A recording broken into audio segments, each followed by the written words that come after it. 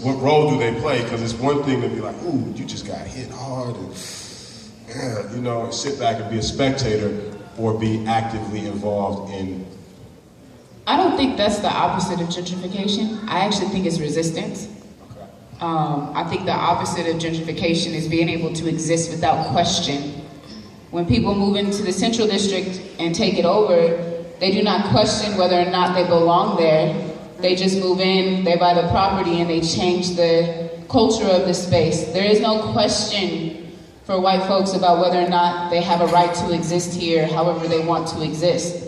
As black folks, or other folks who are pushed out to the side, we're having to organize our black men to go to our schools, to affirm our children as they walk in and out the building, because that building still remains such a horrible space for them that if we don't create those acts of resistance to create and instill the resiliency to remind them that they are empowered, dignified women, then we risk losing them. So I think it's really important that we do not confuse our acts of resistance, the ways in which we empower ourselves, with the opposite of gentrification. The opposite of gentrification means that I can, without apology, do what I want to do when I want to. The opposite of gentrification is choice. When our neighborhoods are gentrified and we have to move somewhere else, and there's only a few places we can move to, that's not choice. We're not empowered in that. So I think the opposite of gentrification, in my opinion,